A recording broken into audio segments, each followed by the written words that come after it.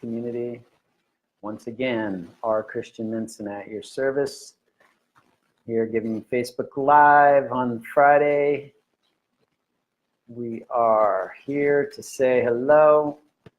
Quick note, if you're tuning in to the recording, skip to about 4 minutes in and you'll miss most of the introduction, just saying hi, getting people on. Here I am right now waiting for a few people, and here they come. Welcome, welcome as you join in. Let's say hello. Some of you are Gord Barrett, number 1 on the list. Gord, good guy. Say hi, start using the chat bar, start using your likes and thumbs up and all that. Sudha, number 2 coming on. Nice to see you all the way from Australia. And it must be like 2 in the morning there, 5 in the morning, right? About 5 in the morning. So here we are, just saying hi, getting people to, I got one little heart there. Jeff Clark joins. Excellent, Jeff. Nice to see you. Our Christian Minson here at Rythmia. Much love from Colorado. Amanda, hi, Amanda. Wayne, hey there. How you doing? Nice to see you guys on. Bring it on. Bring your comments. The Honduras. Isa is in the Honduras area. Nice. Michelle, hello. Michelle's joined on, and welcome, welcome. Just kind of taking a few moments to say hello. If you want to tell me where you're from, if you want to say anything, lovely. We've been here, it's been Taita week this week. Taita, the Taita Juanito. Taita is a title for a shaman. A shaman is a Taita or a teacher, spiritual teacher. Our rock star shaman Taita Juanito is here. He comes here every 4 years. This week, he's here and he has delivered a mind-blowing program, and literally mind-blowing. People's minds have been blown apart, and then fall back together in a renewed sense, renewed fashion. Dolores from Tulum, man, people are in all sorts of great places. I love Tulum. And Gord, what's up? Just talked with Luke Sellers on the phone. Oh yeah? What's that cat have to say? I'm going to be designing his center that he's opening up for the Toronto area. Excellent. Thanks to Rythmia for that connection. The universe works in such amazing ways. Beautiful. Luke Sellers, one of our guests here, presenter from Toronto, spiritual brother of mine. We both are disciples in the techniques of Kriya Yoga. So Kash Khan, hey there. Guy of much prominence and importance in the internet world. Suzanne Ellis, hello from California, my home state before moving to Costa Rica. So Barbara Wolf, hello, hello. Just here recently too, right? All right, so we're getting some good people on. I'll give you a couple more seconds to just say hi, to start working your thumbs and your hearts. What is it? Those things, yeah, and all that stuff. You can do that with your buttons. And if you have any comments along the way, if you have any questions on what I'm saying, please feel free to ask them in that chat bar. And while we're waiting for a couple more people to join, I'll also just say, if you want to friend me on Facebook, find me, R. Christian Minson, and of course, friend me, but always add a message. Put a message in that says, hey, saw you on Facebook Live, or hey, I was just at Rythmia, or hey, I was at Rythmia last year. And friend me and start the conversation. I'm willing to to converse by Facebook Messenger with anybody that has any questions or things you want to ask after the fact. Of course, while we're here, you can ask them in the chat bar while we're doing this. So, all right, we're at the point where I'm going to officially start. So welcome everyone to Facebook Live Friday Breathwork edition. Here I am, your host, R. Christian Minson from Rythmia Life Advancement Center in Guanacaste, Costa Rica. I am the director of the Breathwork program here for the last year and a half plus. I'm a certified transformational breath facilitator and trainer, 12 years working this work all around the world. I was a monk for 10 years prior to that.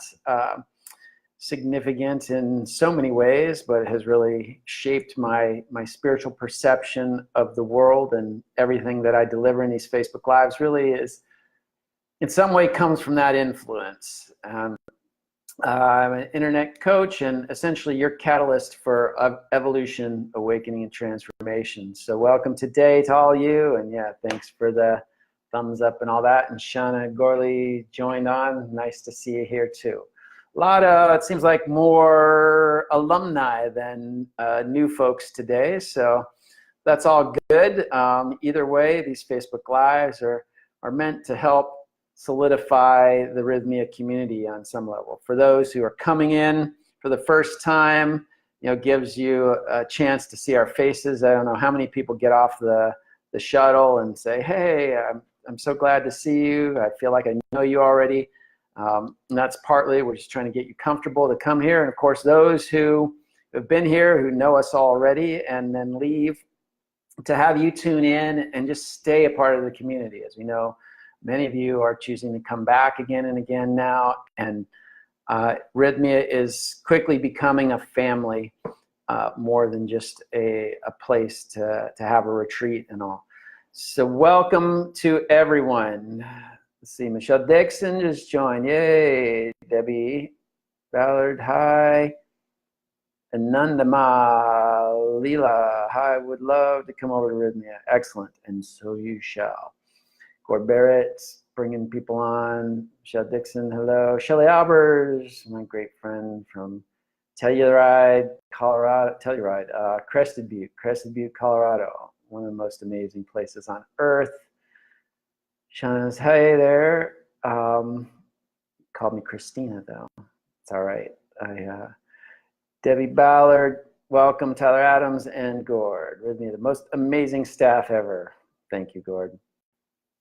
All right, so today's topic is the relationship escalator. We're really looking at this topic is really the way I'm framing it anyway, the way we're conditioned to look at relationships. And then we're going to look at some of the pitfalls that this can create. So why is this important? If you've been with me for any length of time on these Facebook Lives, you know that I actually did a Facebook Live on relationship as evolution's tool. So I really believe that relationships are the proving ground for our soul, essentially the place where we work out all of our karma, and the evolution that is the purpose of life really happens in relationship. And by relationship, I tend to mean all, anybody you relate to, anybody you relate to, you are in relationship with. However, this relationship escalator today focuses more on your intimate relationships, or your that's, I guess, what we call it. Now, relationships are this vehicle for evolution, but often we find ourselves in conflict, in trials. We're having a rocky time with our relationships because we have so many underlying assumptions going on about how relationships should go. And again, this is really speaking into the topic today. What this ends up resulting in is conflict, confusion, hurt feelings, nasty breakups, because often we're actually not even aware that we're not present to the relationship itself in its unique experience, but we're overlaying that relationship with all sorts of preconceived notions and ideas that get in the way of actually relating to each other. So these ideas, interestingly enough, are not always even, we're not even aware of them, because they've been fed to us by our societal structure in a lot of ways. And this is really what this relationship escalator talks about. Our greater community, our greater society has a perception of how relationships should go. And so as a result, if we can become aware of this, we can be even more present to the unique dynamic which each of our relations holds, and be able to create more harmony in our lives, more beauty, more love, and have that grow. So that's just really my hope today in this topic. These preconceived notions really, one of the things they do is make people feel like something's wrong if it's not going according to this preconceived notion. And I have a direct experience of that. As I mentioned in the opening, that I was a monk for 10 years of my life. And as a monk, a monk's lifestyle does not fit into most preconceived notions of what relationship is all about. In fact, because you don't have a significant other. You don't have this intimate partnership with a person. That's more a vertical relationship with the divine. And you don't know how many times people would ask me, people on the outside of the fence, people from my life prior, or people who had met me, found out I was a monk, were a little disconcerted by that. And it's like, is everything all right? What's wrong with your life that you had to go do this? And so there's these ideas, if you're not following this particular pathway, which is what this escalator is all about, then something is wrong. So let's check in here now. Justin Frankel says hi. Gord. All right. Heather, hello from Seattle. Felicia, hey. So wanting to join the community and experience all that your retreat has to offer. And so you shall. Gord rocking it out to Midnight Rider. All right. Are you listening to that right now, Gord? That's a reference to, we had a little party by the pool on Friday night, actually this night, a few weeks ago, when I brought out the guitar and played the Allman Brothers Midnight Rider. I think Gord, was it you joined in and sang? So let's see. Esperanza, hello. Karen Coelho, hey, nice to see you. Justin, it's been okay. Still trying. Okay, he's talking to Justin there. Zinlin, she was just here. Welcome. Justin, Karen, hi, Christian, love it. Rythmia peeps, the reconnections I made with my soul family, all loving the breath, also loving the breath work. Thank you, Christian. Thank you, Karen. She was the one that inspired me to come out and play guitar on that Friday night. Sarah McGowan, hey, how are you doing? Sarah Williams, Gord, and so there's some conversations going on, which I love. If you make those connections and keep them alive. That's what a family is all about. That's what a relationship's all about, right? So, which is the topic here. So back on point, what is the relationship escalator? And to tell you the truth, I was listening to a podcast and where I heard about this concept, and it piqued my interest. The podcast was on alternative relationships, and that's not really where we're going today, but it's relevant here. There's a book that's called The Relationship Escalator, and that's where some of this information comes from. And if you really want to dive deep, I think it's more geared towards opening people's minds to alternative relationships. But let's get into it. I come from this perspective that we're in relationship with everyone, but this focuses more on what we typically perceive as our intimate relationships, our partnerships, our husbands and wives, our girlfriends and boyfriends, those kind of relationships. It's assumed that there's this step-by-step process that we culturally believe a relationship should take. And And so this is what the relationship escalator is. Like an escalator, you know, it goes up and up and up and takes you to the second floor of the mall or the third floor of the mall or whatever, the airport, whatever. So this is what it is. You start on one step, you move to the second step, the third step, and so on and so forth. So what is that? And this is really, it's funny because you really see it once you become aware of it. It's so culturally ingrained. The first step is making contact, you know, flirting, casual, occasional dates, and, you know, maybe getting intimate, depending on how liberal you are. But that's the, you know, that's the first step. The second step is initiation, romantic courtship, gestures, rituals, emotional investment, you know, falling in love, you know, that sort of, that, you know, that's sort of that honeymoon phase where everything is so beautiful and all that, and, you know, nobody can do wrong. And there's usually by that time intimate contact, unless you are very religiously or culturally conservative. Then claiming and defining. So you've gotten to that point. Then there's mutual declarations of love. There's presenting to the public as a couple. You now have this identity with this other person, becoming an us or we rather than, you know, individual. Adopting common labels like this is my boyfriend, or this is my lover, or this is my you know, my husband or wife. Yeah, well, that comes a little later. So starting to have expectations, or, you know, or having deeper expectations, making explicit agreements, especially in our society for romantic and sexual exclusivity.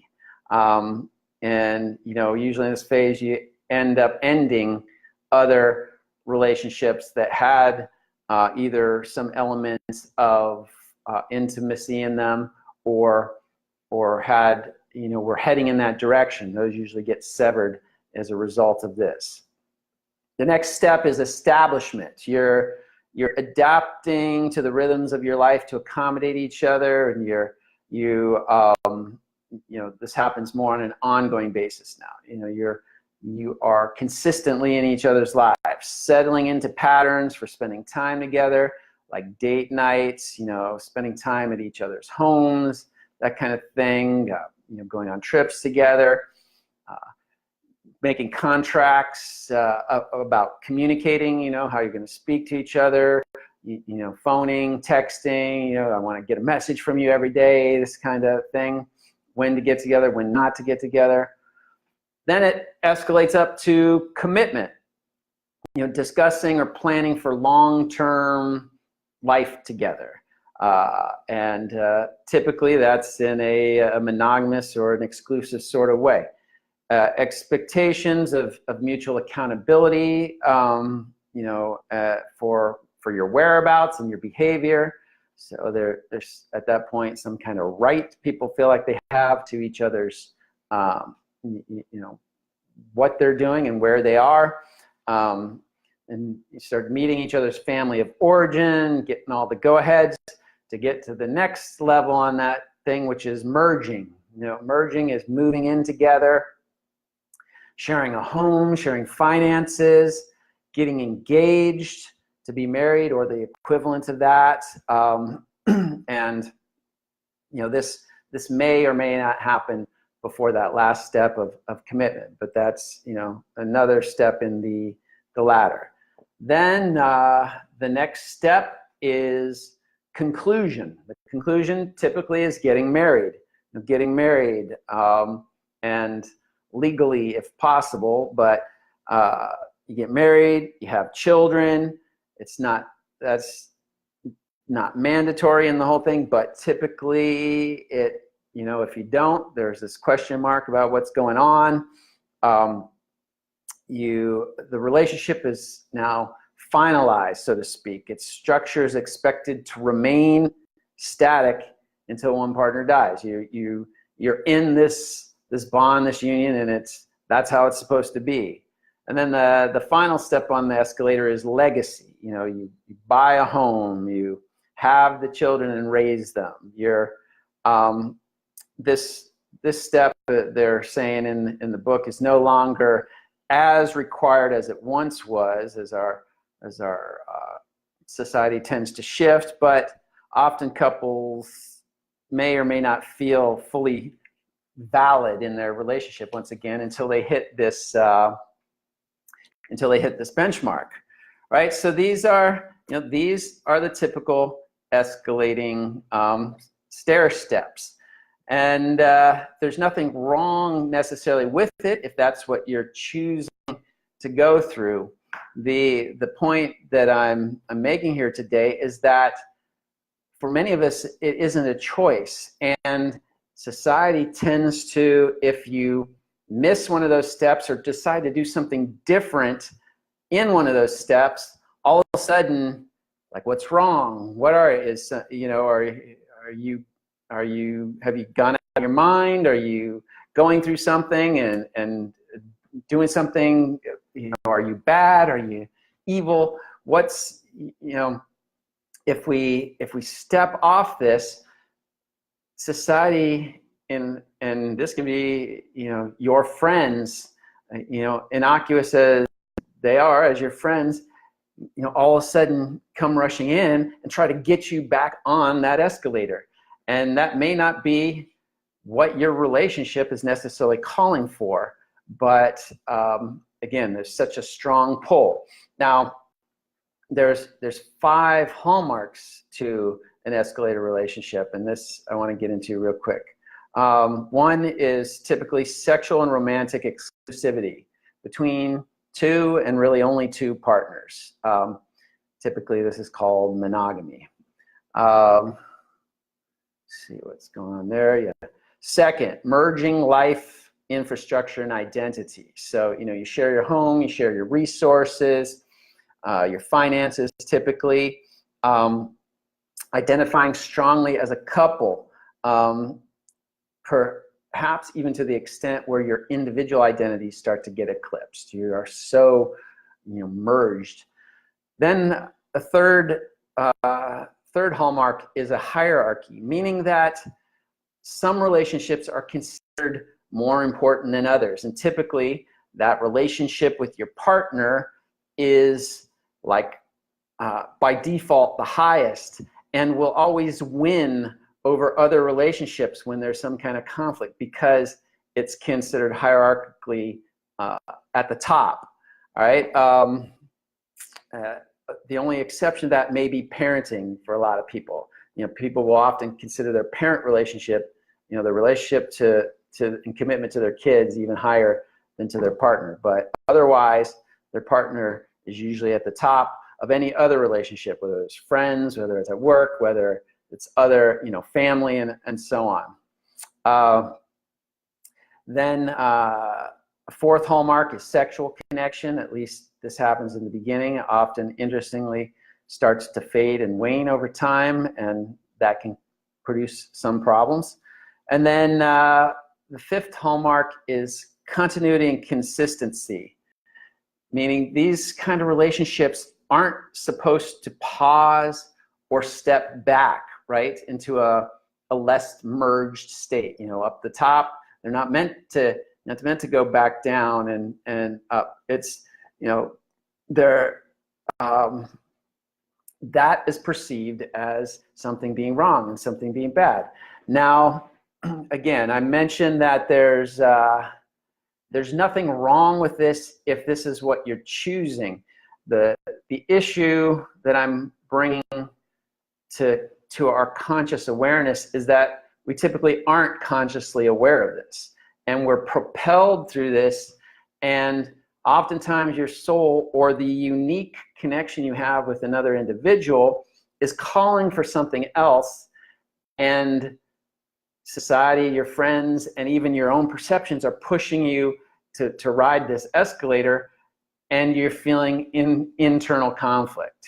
You want to have a relationship with this person, and you think the relationship should go this way, and even though the dynamic of the relationship itself is taking you in another direction, you're trying to force it up this thing, and of course there's going to be conflict around that, and then you start fighting with each other. You start being unhappy. You may alienate yourself from your friends and things like that, and you don't know why you're so miserable when this started out so beautiful and so promising. All right, so the whole purpose here is to bring awareness to your relationships. Remember, because relationships are the vehicle for our own evolution, our own and others' evolution. Evolution is the name of the game here. So, you know, let me find where I'm at in my place. You know, everybody is checking in with you. You know, if you get off that escalator, is it okay? Are you all right? Is something wrong? You know, can we push you back on that escalator, basically?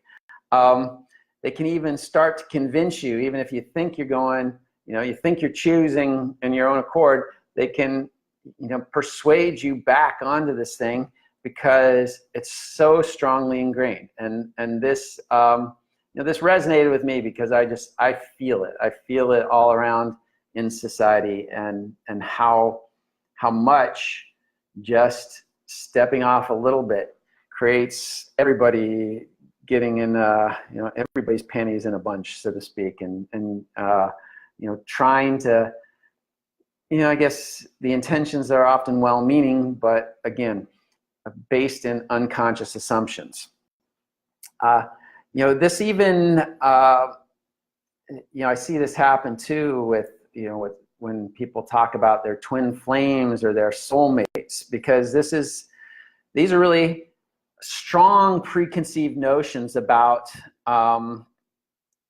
a relationship that cause so much consternation, because often people feel like your soulmate or your twin flame should be your partner, should be your exclusive mate that everything is supposed to be wonderful with. And you know, what I've seen more often than not is that your soulmate or your twin flame are people that are energetically very strongly linked to you for the purpose of your evolution, for the purpose of your self-realization, your acceleration on this planet, not necessarily to be your life partner to live happily ever after. And happily ever after is also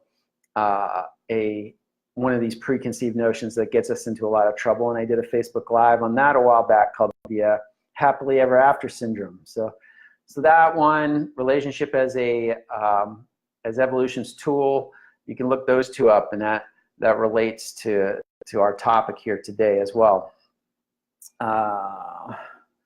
Just say, people are saying yes, yes.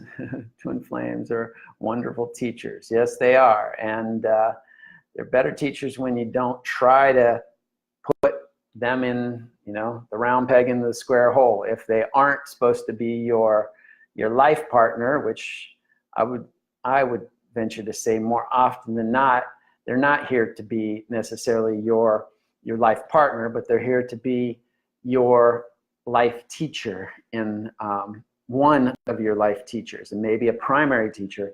But that doesn't mean that you end up having to spend your life together. It doesn't mean, you know, any step on this escalator. You think your twin flame is somebody that you ride this escalator up with. But, you know, what if it's somebody that you never get married to, or somebody that you never have an intimate relationship with, or, you know, any of these parts, you know, any departing, you know, jumping off that escalator, you know, seems like it creates problems.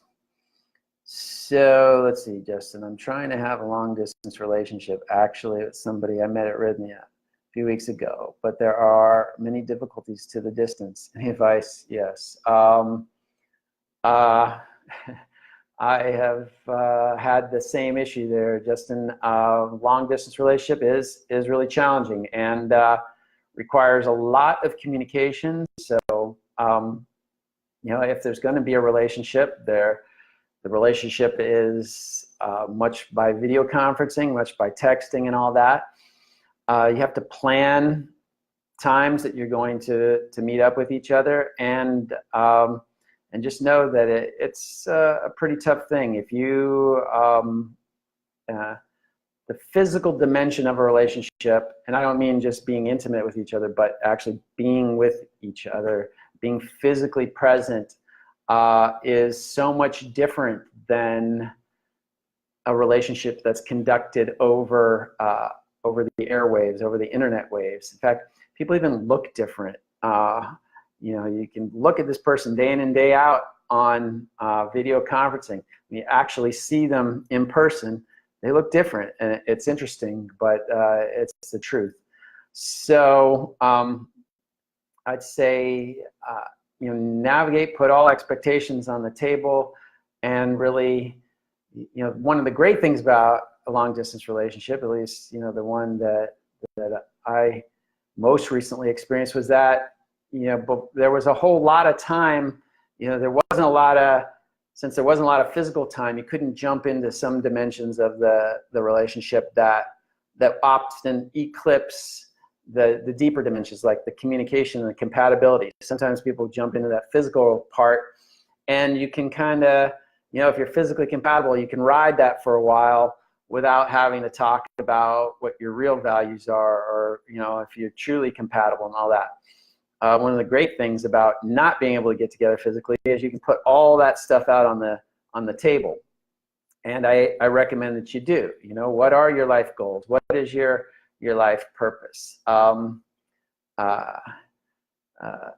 The person that I was with said, asked me what my life plan was, because she said a man without a plan has no plan for you as well. And I thought that was a great thing, even though this relationship didn't last. That's a great tidbit of advice for anybody out there to see that if somebody doesn't have a plan, if they're just nebulously moving through life, then their relationship to you is going to be rather nebulous as well. But then, even if you've discussed all these things and you've got it all on the table, recognize that when you get together physically, you're actually in each other's presence, things may or may not work out according to all of the plans that you've set in place. So you have to realize that actually being together trumps everything else that you've discussed and gotten to. And it's okay if that doesn't, if that part doesn't merge and connect, even if it seems like you're on the same page with what you want out of life, how you want relationships to go, all that kind of stuff. It's okay if it doesn't, connect, but you have to, unless you plan to stay long distance forever and never really actually connect with each other, that part is really the vitally important part.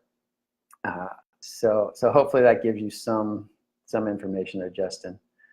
Debbie's got it. Karen, many life teachers for us on this life adventure. Indeed. Randy, thank you so much. Christian, today is the 5-year anniversary for Schoenberg, and I am observing the societal pressure. Sorry to hear that, Randy. Congratulations on the 5-year anniversary. And,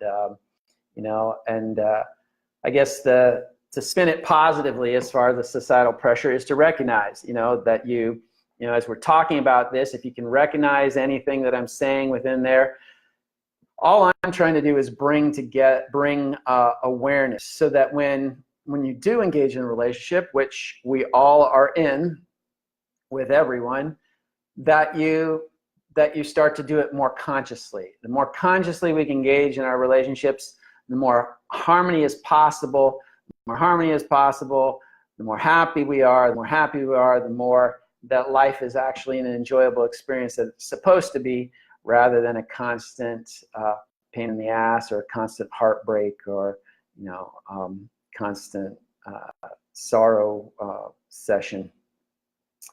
Let's see. Debbie's saying exactly. Having the soul connection is the first block. Then have no expectations. This has been a huge lesson for me. Wow, I needed to hear all of this. A lot of confirmation with synchronicities. So great, Debbie. I love to hear that too, when people feel like they're tuning into this and it's giving you just what you need. Expectations, a huge concept. Yeah, it pretty much is probably the number one derailer of relationship, in business, in family, in intimate relationships. Expectation that things are going to go a certain way. Now, did we just do? I think I just did. Managing expectations last week. I believe if it wasn't last week, it was 2 weeks ago. So that's worth looking up. The Facebook Live I just did.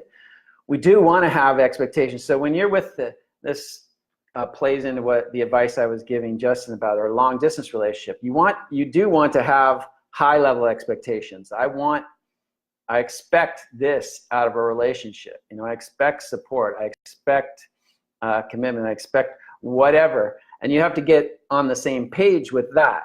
But then how that manifests from where you are to getting there, that expectation is what gets you into trouble. It's like, oh, it was supposed to take this step and it took that step.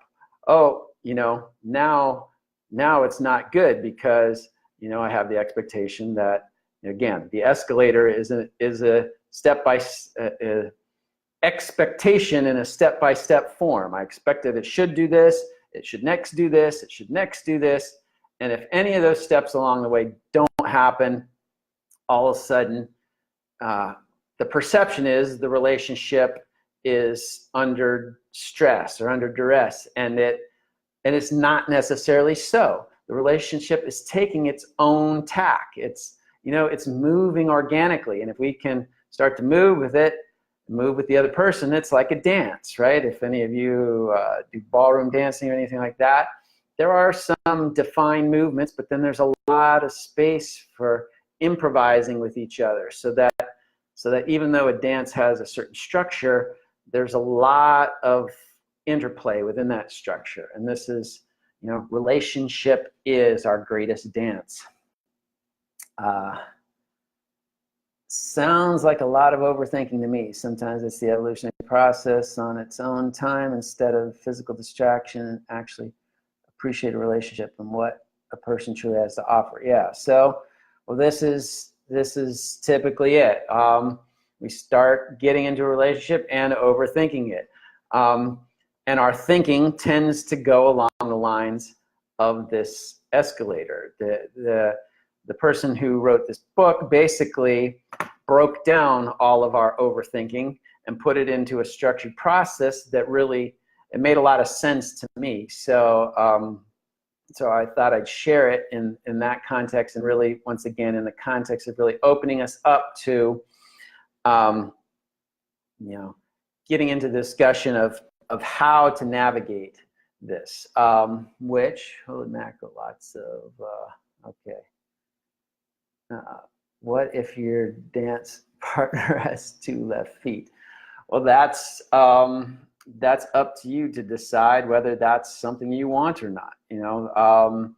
If you guys, I've had the experience where you can, so let's use this analogy of dance. Somebody asks you to dance. They like the same kind of dance as you. You think on, they wear the kind of dance costumes or clothes that, seem compatible with you. All this, everything seems like it's compatible. So you go out on the dance floor with them and it just doesn't work. They, as Vanessa says, they have 2 left feet. And I've just seen in relationships, despite best intentions, sometimes the dynamic between the two of you is not compatible. And you have to make that choice based on the understanding that, relationships do have conflict and challenge. And this is part of the growth in relationship, part of how relationship helps us get out of the box of our own thinking and such, and propels us to another level.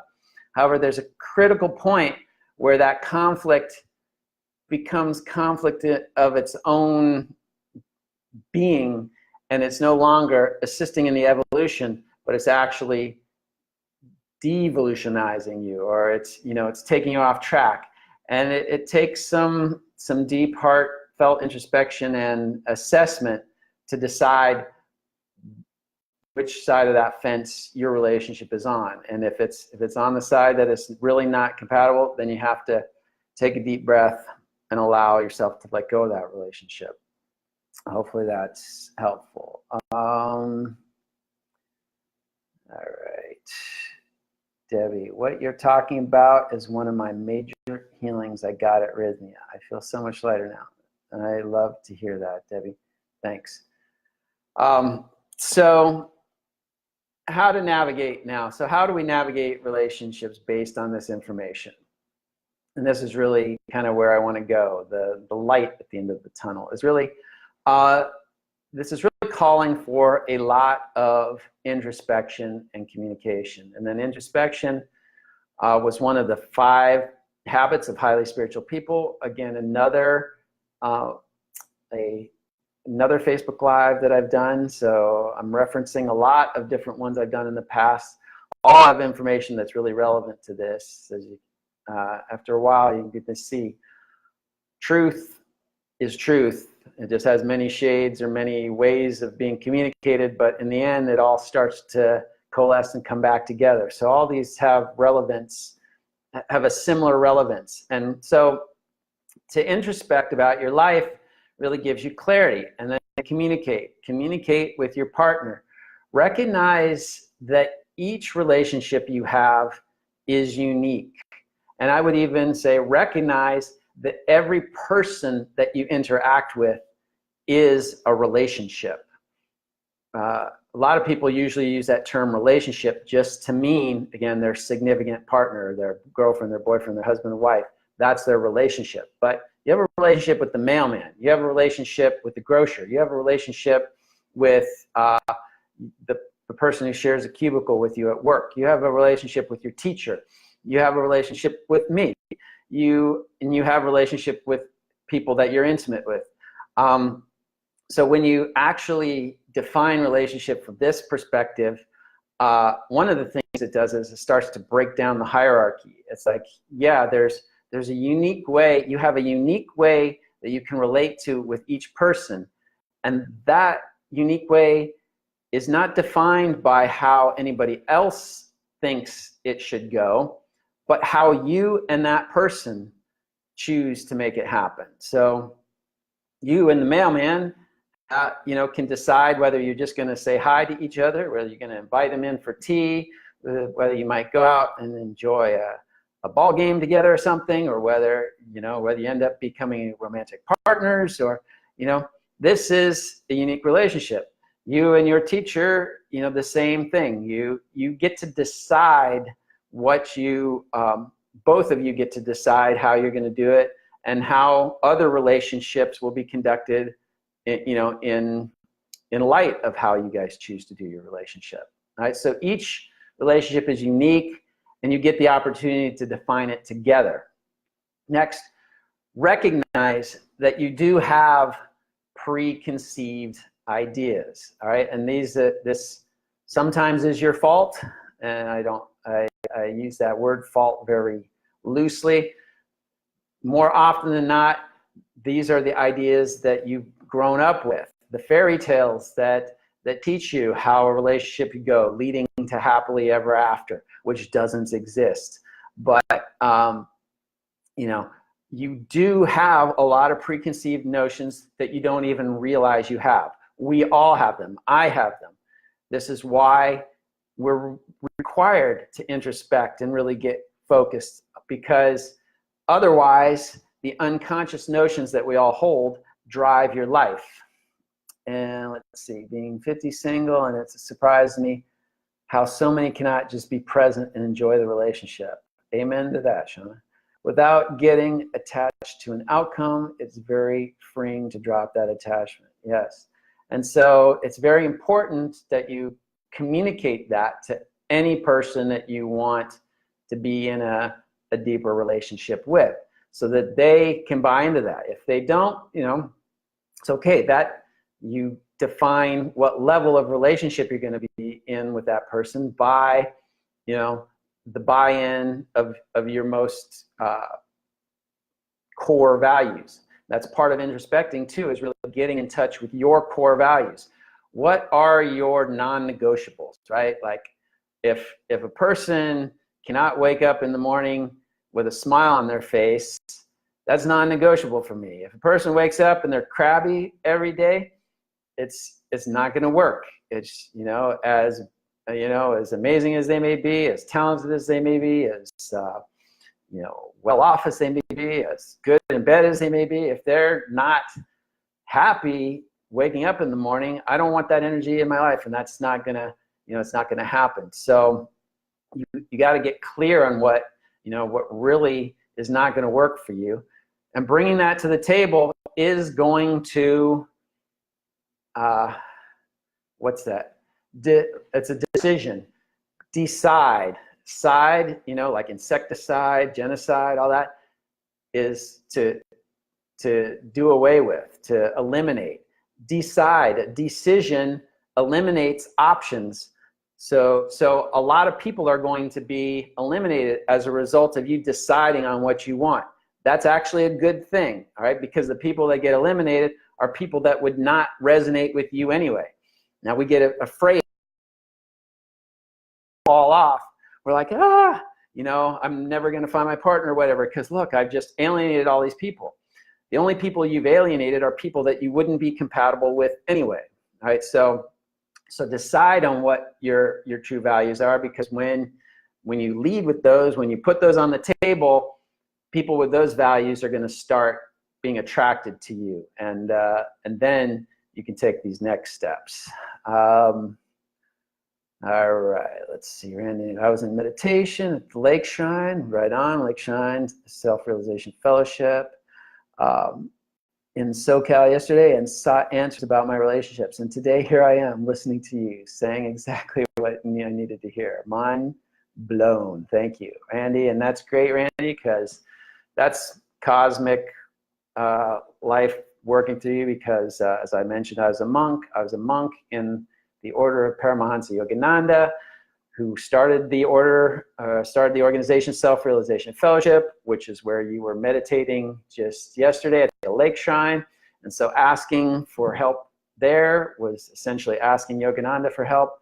Yogananda today, being my spiritual preceptor and teacher, is now speaking through me directly to you, Randy. So definitely pay heed, and thank you for that. Karen, we are always interacting with those who are relevant in our lives. All are different, all are important, all are meant to be along our path. And that's a great perspective. And I would say this too, all aren't meant to be with us forever. Have you ever heard that? There's a saying, I think Paola does it here in our Answer Is You classes. I used to, and I still do, but I don't do them as much when I do seminars or day-long or weekend programs. There's a little blurb about relationships, and it's called A Reason, a Season, or a Lifetime. Have you heard that? People come into your life for a reason. You break down in the middle of, or you get a flat tire in the middle of a rainy storm. Some guy comes along, stops, changes your tire. You don't even have to get out of the car. They're gone. You never see them again. That person was in your life for a specific reason. Then there's people who are in our lives for a season. They're there to teach you something important. It may be a month long, it may be a year long, it may be 5 or 10 years long. But when that lesson or lessons are through, eventually those relationships fade, and they're gone. The season is over. And then there's people who are meant to be in your life for a lifetime. They're typically your family, or perhaps your soulmate and twin flame. Though I would say that those can be seasonal relationships too. And that's that seasonal relationship also gets a bad rap, because oftentimes we get in a relationship and the escalator says it's supposed to last forever, right? And it doesn't. It only lasts a season, which is what it was supposed to last. But because we had this preconceived notion that it was supposed to last forever, now we think we failed, or we think that something went wrong, when in actuality, life happened exactly how it was supposed to happen. And So all are meant to be along our paths, the people that we run into, but some are meant to be there only for a season, and some are meant to be there for us to choose not to be with anymore. So a lot of life is making choices, deciding, right? Cutting out some people from the lives that don't, aren't in alignment with your path. I don't mean to say that meanly, or you don't have to be an angry or evil person to cut somebody out, but to say that, when you make a choice to lovingly say, my path is going this way and you are going this way, and that's not compatible, and so therefore let us drift apart. So anyway, thanks for that, Karen. Vanessa, that energy can be infectious. Not sure what you're referring to there, now that I've kind of gotten way into different parts of the topic. You need to settle. Trying to save up so I can have the Rythmia experience that I feel so desperately need. Really needed to hear the specific message today. Thanks, Kenna. Matthew, aligned core values, excellence. Vanessa, how can I see you from the negative? How can I see you are? How can I see you're from the negativity that I can be affected by my own partner when he's feeling down? He's going through a lot with the passing of his father, and he's stuck in a negative rut. I'm trying so much to help him avoid that vibe, but it's consuming me, and I need to be reminded of how to not be affected by everything that's not my own energy. Thank you. I need to hear this today. Excellent, Vanessa. And that's it. It's like, we have, it really goes back to your relationship with your partner. What kind of commitment have you made? What kind of, how have you decided you're going to show up for each other? And where is there like that point to say, hey, I'm supporting you, but I also have to protect myself in that support. Otherwise, I can just get sucked down that rabbit hole as well. It's a delicate balance and not easy. And I don't envy you for being in that position, but at the same time, it's one of the real growth point for you right now is how to navigate that, because that's going to pay dividends on how you navigate your relationships on all sorts of levels once you finally get through that. So more power to you. Debbie, now I'm so in love with myself. I don't need that partner. Before I went to Rythmia, I was feeling pressure to have the relationship, feeling it needed to end but couldn't end the 5-year relationship. Wow, all that is gone. Exactly. Thank you. I told them I had to go another way. Beautiful, Debbie, and that's it. And that brings up a point that, your first relationship, your primary relationship is with who? Actually, if I was to say that from the monk standpoint, and really I think from the spiritual standpoint, your primary relationship is with God. And if you don't believe in God, it's your higher self, or that energetic life force, the creative force. But directly after that, the next important relationship is with yourself. And you could call that the same thing, your higher self, but you have to be in love with yourself. You have to be comfortable with yourself.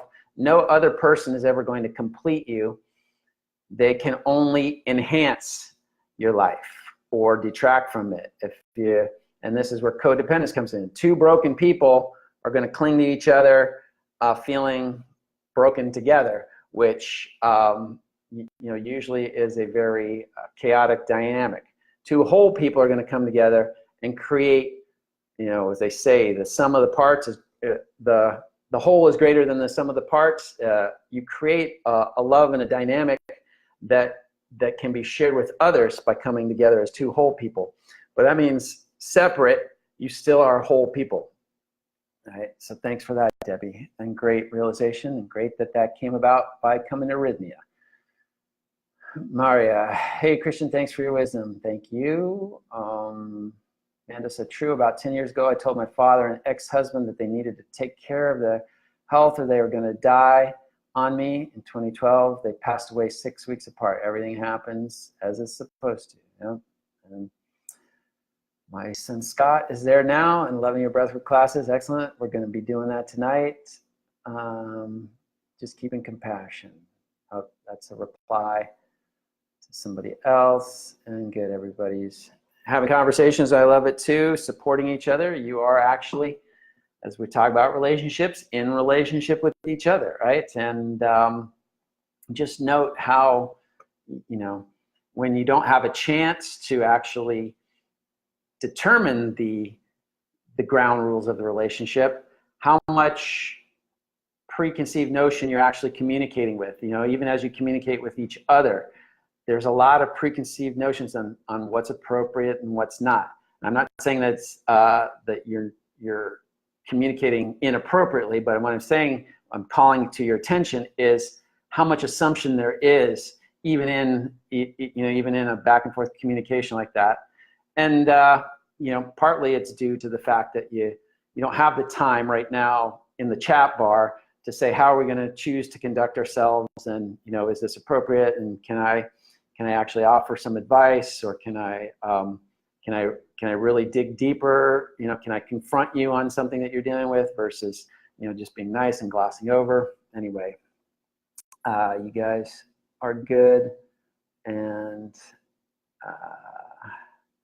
yeah. And then Vanessa saying, "Thank you, beautiful tribe. You all so loved. You're all so loved." Basically, Susan's saying, "Thank you, Christian. Thank you, and thank you to all of you." Basically.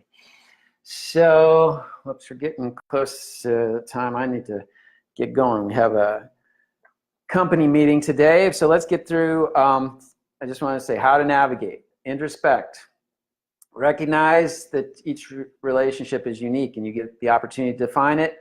Recognize that you have preconceived ideas, so those will get in the way, and you have to recognize when those ideas are influencing the way you feel about the way things are going, right? And then communication. If relationships are anything, they're communication.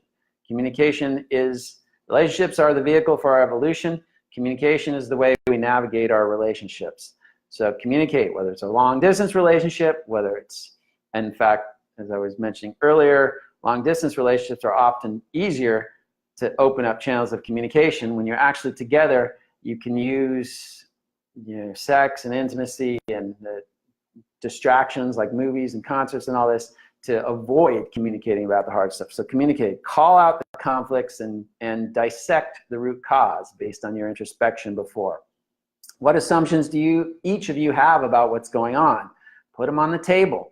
And then how, you know, these are typically how the relationship should be progressing. And I note clues here. Whenever there's a should, a supposed to, superlatives like you always do this, or it's never should be like this, or whatever.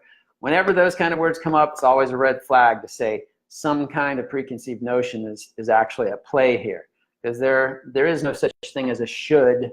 Again, if you're defining the relationship yourself, then it's what you both decide, not what should happen based on some authority that comes from the outside.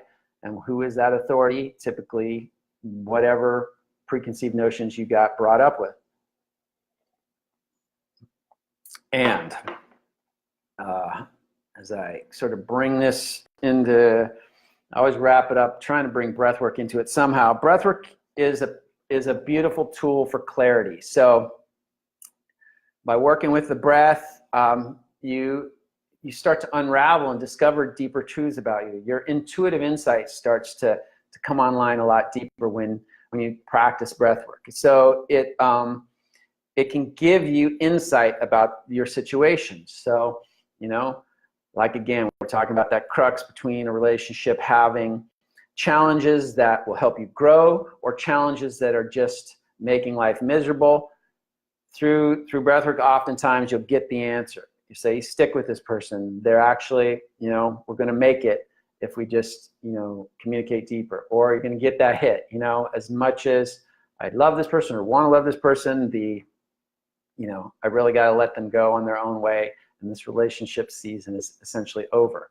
Breathwork can help you get into those, get that wisdom.